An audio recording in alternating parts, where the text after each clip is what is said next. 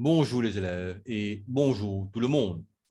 La leçon de cette vidéo-là, c'est pour le théorème de Norton. Et c'est une suite de ma vidéo ou leçon précédente et sur les méthodes pour résoudre les circuits. Et parmi les méthodes que nous traitons, sinon le théorème de Thévenin, de superposition, et puis j'ai une méthode quand nous convertir la source de tension en source de courant et jusqu'à ce que le réseau est simplifié. Et chaque méthode appropriée pour un certain type de réseau.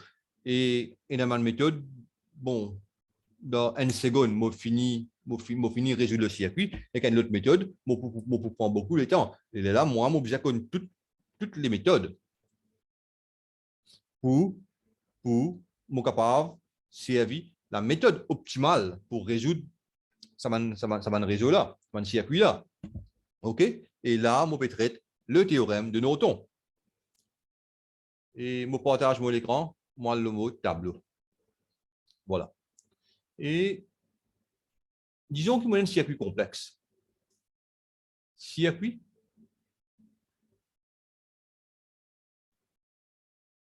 complexe. Moi, résistance, source de tension, source de courant, source de tension. Et il y a une quantité là-dedans, et puis il y en a une série, puis il y en a deux, et des complexes circuits là. Et à la fin, moi, je trouve tout simplement le courant qui passe de la résistance là. Et bien sûr, mon capable c'est éviter Thévenin, mon capable c'est éviter superposition, mais non, là, le théorème de Norton qui nous traiter, c'est là. Et théorème de Norton qui dit à nous, il y a nous deux affaires. Première affaire, même affaires qui Thévenin dit à nous, ici, il y a nous pareil. Il y a nous, élimine les sources, et, bon, bien sûr, nous coupe ça avant, parce que nous pouvons le courant de la résistance là, nous pas toucher. Élimine les sources et trouver la résistance. Ça veut dire si nous avons une source de courant, okay, on fait adiviner un circuit ouvert. Et si nous avons une source de tension, on fait adiviner un circuit fermé ou ça un court-circuit. Ça veut dire on élimine toutes les sources et comment dire, on prend un ohmmètre, on mettre à travers les bornes mesurées entre A et B.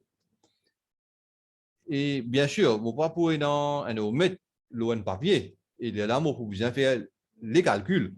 Il faut trouver sa résistance là. Et sa résistance là, on va appeler ça Rn. Mais Rn est égal à R Thévenin. Il y a une différence entre ces deux-là. La résistance de Norton est égale à la résistance de Thévenin. OK? Et ça, c'est une affaire. Deuxième affaire, on laisse tout pareil. On prend une coupe ça. Bon, on va résistance là. Là, on coupe lui. On appelle ça A, ça B. Au coup, s'il n'y a plus de ça AB là, on trouve ça courant là. Bien sûr, on peut faire un calcul, on peut servir qui a coffre, qui a chof, current law, qui a chof voltage law, loi des nœuds, loi des mailles, tout ça. On trouve ça courant là. OK? Et il y a là, on dit le circuit équivalent de Norton, pour ça courant là, qui nous appelle courant Norton, là, I Norton, en parallèle et un Norton, et là, on a un mot AB, et là, ici, on a un mot R.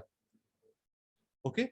Et là, vous me trouvez chaque courant là, bon, talent, nous fait le calcul, Et c'est un diviseur de courant. Une partie pour là-dedans et une partie pour là-dedans. Tout simplement. OK? Et à ce là, bon, moi, je suis tout ça là. Et moi, j'écris là pour vous. Mon cher, depuis mon notes, moi.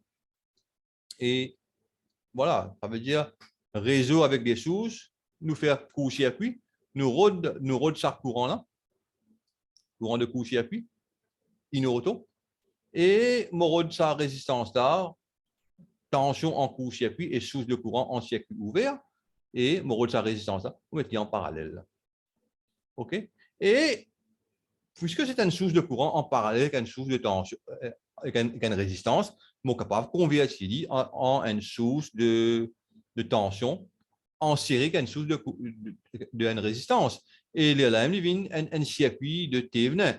Mais seulement, si moi, pour la question, dis-moi, c'est une question, dis-moi, attends, moi, stop ça chez Alain, là. Maintenant, pour moi, une question. Résoudre le circuit avec le théorème de Norton. Je ne pas faire Thévenin après me convertir à la source. C'est pas malhonnête ou pas vous gagner un point. Parce que vous ne pas calculer ça courant de court-circuit là. Peut-être vous gagnez un point. Comment on appelle ça? On trouve la résistance de Norton parce que même méthode qui résistance de Thévenin. Mais seulement, si nous résoudre avec le théorème de Norton ou résoudre avec le théorème de Norton au rôle de sa courant de court-circuit là. OK? Sindiaou résoudre avec le théorème de Thévenin, il est là où rôde la tension en circuit ouvert. Comme ça. Ou pas faire un théorème, après vous convertir, où j'ai dit, ben, voilà, ça c'est le circuit équivalent de Norton. Il n'est pas correct. Il n'est pas correct. Moi, tu dis à autres, practice make perfect. Menti ça. Perfect practice qui make perfect. Ou bien suivre les règles du jeu. OK? Et je partage mon écran. Je continue de partager mon écran. Et voilà, je vous donne tout ça là. Et moi, je une page. Et nous avons un coup, nous circuit, mon concept là, pour créer c'était moi, nous circuit, sinon, une source de, bon, déjà, même, me faire la confusion là. Nous circuit, c'est une source de courant 1 ampère, moyennant une source de courant 3 ampères dans sa direction là. Et là, il est connecté avec 3 ohms et il est connecté avec 3 ohms. Et là, moi, j'ai un ohm, et là-dedans, moi, j'ai vous trouve le courant. Et ici, moi, j'ai une batterie, bon, une source de tension, 4 volts, dans la direction, là. Évidemment, ça. Voilà. Première chose, nous trouve résistance de Norton. Bon, quoi qu'il me traite là-bas, mon retraite pour faire la leçon complète. Et ça veut dire, moi, coupe ça, moi, élimine les sources et moi, de la résistance. Et on appelle ça A, on appelle ça B. On va dire là, moyennant une résistance A, B, et là, moyennant ce qu'on appelle une source de tension. Une source de tension, on fait un circuit fermé. OK? Une source de courant. Une source de courant, on fait un circuit ouvert. Et une source de courant, on fait un circuit ouvert. De 3 ohms, 3 ohms. Si moi, pour miser entre ces deux résistances là, mais qui va vous gagner? Vous gagnez ça, parce que entre deux bornes là, sur rien, entre deux bornes A avec B, miser résistance entre deux bornes A avec B là, et vous gagnez ça 3 ohms là. Ça là, bon, une seule borne de la résistance connectée à A. Le reste, il y a le mot. Ça veut dire, ça, pas compter. Et un auton est égal à 3 ohms. OK? On continue. Et là, deuxième affaire, diamant, bon, on laisse tout pareil.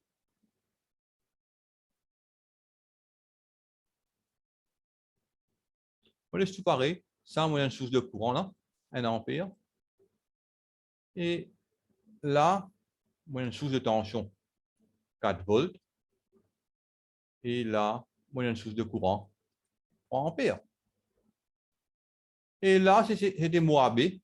On dit retire la résistance, tire la résistance et court-circuit. Et rôde courant là-dedans. Courant là-dedans. Bon. Pas 3 ohms, bien sûr, de mettre ça une valeur là, 3 ohms. 3 ohms. Là où guetter comme ça, bon, il paraît difficile, mais il est facile, il est très simple. Il est très simple. Parce que là, c'est une source de courant, 1 ampère. Obligé 1 ampère, on passe là. Là, c'est une source de courant, 3 ampères. Obligé 3 ampères, on passe là. 1 ampère passe là, 3 ampères passe là. Loi des nœuds, 4 ampères passe là. OK? Et ça, 4 ampères là, il bien retourne là. Pour lui faire le circuit. À 4 ampères là, il retourne là. Ah, c'est ça, 4 volts là, lui. Puisque ça, 1 ampère, une source de courant, il n'est pas pour supply sa source de courant là, lui, sur courant, pour passer là. OK? Dans ça, pour circuit là, dans loop là. Mais combien de courant on passe là? 4 3 ampères. 4 3 ampères, pour passer là. OK? On fait des rires là. Vous devez préciser, on fait des rires, sorry. Ouais, précis. Ils ont mal réfléchi. 4 ampères, pour passer là, et ça 4 ampères là, pour venir là. OK? Ça 4 ampères là, pour venir ici là. Il y avait 1 ampère là, il passe là. 3 ampères là, il passe là. 4 ampères, il passe là. Et ça 4 ampères là, pour venir là. Ici,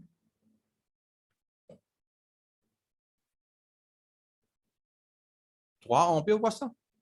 Parce que ça, c'est une source de courant, 3 ampères. Et ça, 1 ampère là, vous venez là. Mais pas pour dire ça, 1 ampère là, parce que ça, 1 ampère, il vous retourne là, hein. Il vous retourne là. Mais ici, combien pour une? Ici, pour une courant, la cause à 4 volts là, plus ça, 1 ampère là. Mais courant, la cause à 4 volts là, combien? Parce qu'il vous juste dans ce circuit là, il vous 4 3 ampères. 4 3 ampères. Bon, moi, explique ça. Moi, explique ça. Moi, fasse tout, moi, explique ça. Attention, il y a un peu trop brouillon, ne va pas trop comprendre. Il me semble clair, je la tête. Et voilà. Moi, dans ça là. Moi, dans ça là. Moi, il y a une source de tension là. 4 volts. Voilà. C'est comme ça. Un court-circuit. Si moi, il y a un courant, peut sortir à cause de 4 volts là, 3 ohms là. Il va regarder là, parce que c'est un court-circuit. Vous rendez à loop là. OK? Et combien vous êtes? 4 3 ampères. Définitivement. OK? Bien, si je ne bien comprends, hein, on continue. Et là, à ce là, on a une source de courant 1 ampère. Et ici, on a une source de courant 3 ampères. Et Et logique qui, ça, par la loi des nœuds, à 3 là, vous en aurez une 4 ampères là. Et encore par la loi des nœuds, vous ça 3 ampères. Ça 3 ampères. Ça vous 3 ampères. Mais si ça 3 ampères, ça 4 ampères, si ça 4 ampères, elle passe là. Mais 1 ampère, vous venez là. Et 1 ampère, pas seulement 1 ampère, il faut ajouter que ça 4 3 ampères là. OK? Et là, 1 ampère plus 4 3 ampères. Et ici, pareil, prenons 1 ampère plus 4 3 ampères. Et ici, prenons 1 ampère. Ici, prenons 4 3 ampères. Finalement, avec intuition, nous finissons résoudre tout. Nous finissons résoudre tout. Et le courant de court-circuit, c'est ce qu'on appelle inoton, il peut être égal à N plus 4 3. Ça, 1 an. Non, vous pouvez faire rire. C'est rien. Il faut 4. Parce que 4 ampères plus ça 4 3 ampères là. OK? 4 3 ampères, là. 4 là, 4 plus 4 3, qui est égal à 3 fois 4, 12 plus 4. 3 fois 4, 12 plus 4, 26 3 ampères. Bon, là, on finit gain le courant de court-circuit, le courant de Norton, moi, je finis la résistance de Norton, mais on fait un circuit équivalent. Ça veut dire là, moyennant N, courant I Norton est égal à C03. Ouais, C03. C03 ampères et qui est en parallèle avec la résistance de Norton qui est 3 ohms. Et il y a là, moyennant mot, un ohm là.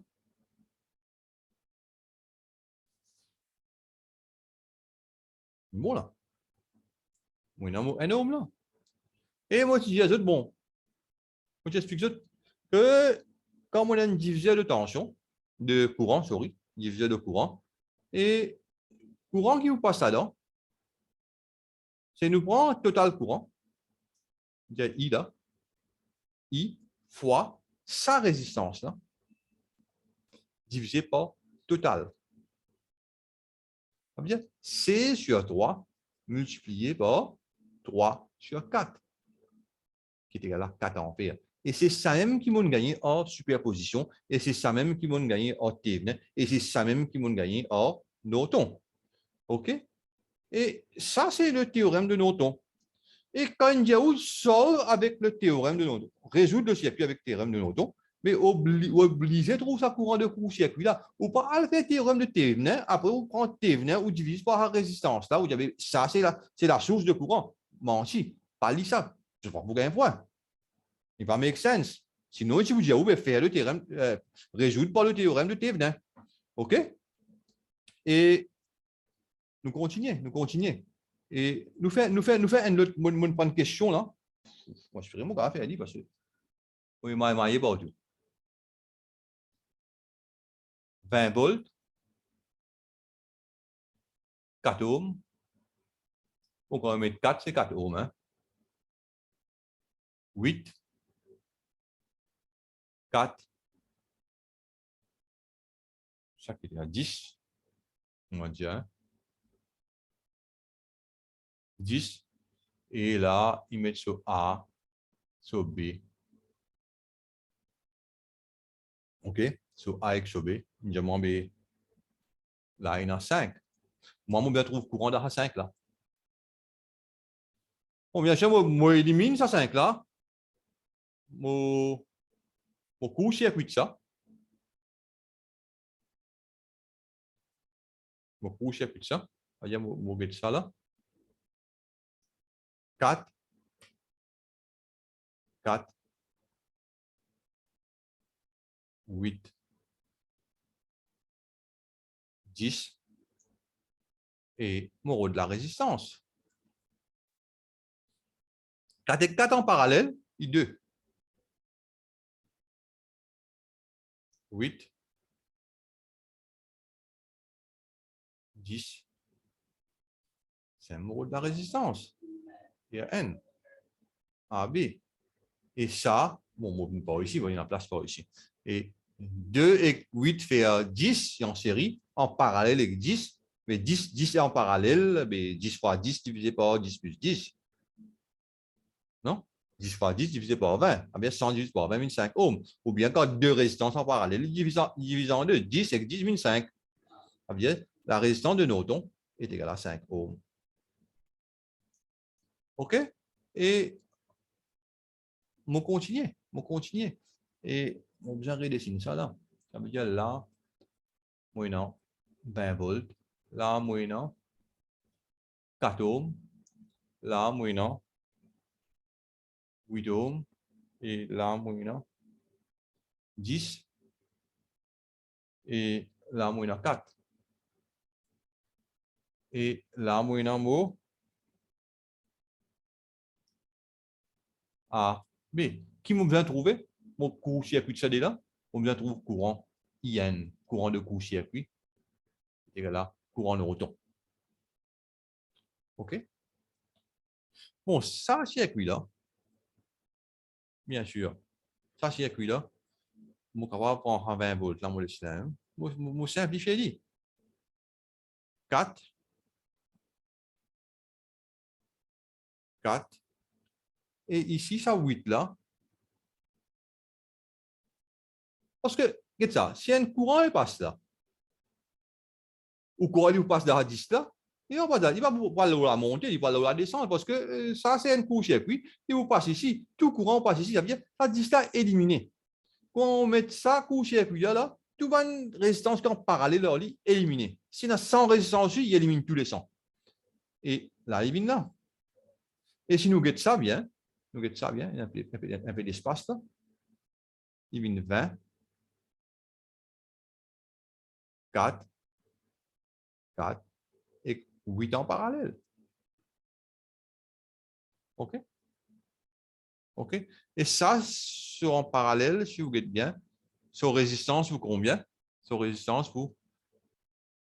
Et 4 parallèle à 8 est égal à 4 fois 8 divisé par 4 plus 8 est égal à 32 sur 12 est égal à 16 sur 6 est égal à 8 sur 3. Logiquement. Et totale résistance, totale, nous faisons la même. Plus facile.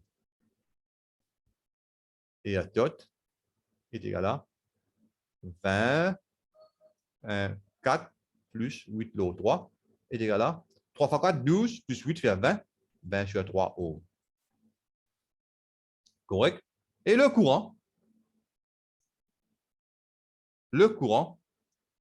qui fait passer dans 8 ohms, là, le courant qui pousse au-dessus là, et l'époux 20 divisé par sa résistance là. 20 divisé par 20 sur 3 est égal à 20 multiplié par 3 l'eau 20 est égal à 3 ampères. Ah bien là, si je regarde bien, je regarde mon circuit et ça me donne 20 volts. Et là, moi, non, moi, je lis 4 ohms, moi, je lis le cahier là, 4 ohms. Et là, moi, non, 8 ohms. Là, moi, non, 4 ohms. Et là, moi, il y a un court-circuit. Parce que 10 ohms, on élimine par un court-circuit, là, moi, vous êtes au courant là-dedans, IN. Et nous faisons éliminer plus simple, parce que nous éliminons ça 10 là aussi, hein, parce que là, vous comprenez qui mauvais faire. 4 ohms, 20 volts, 4 ohms.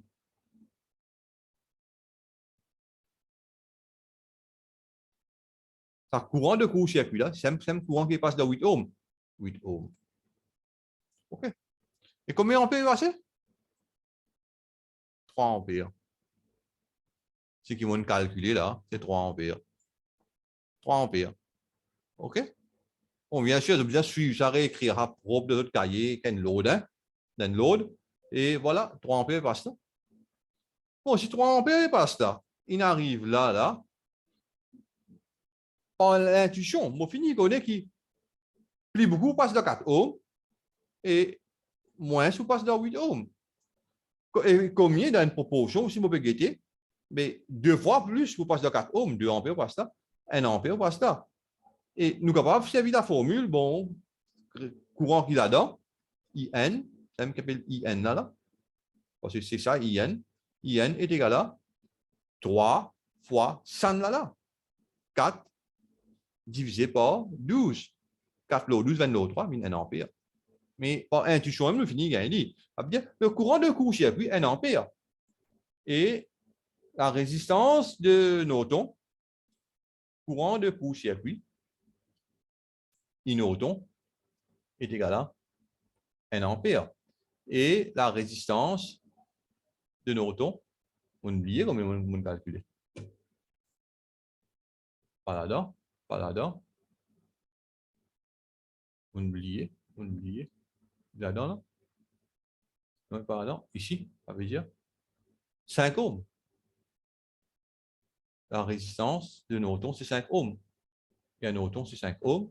Et c'est 5 ohms en gros. Et qui nous vient trop courant là, c'est 5 ohms. Ça veut dire là, mal ici,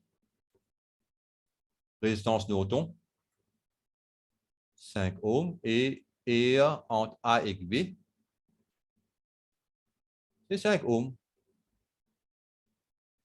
Et si ça a 1 ampère, ben, demi-ampère, ou passe là. Demi-ampère, passe là. Le circuit est résolu.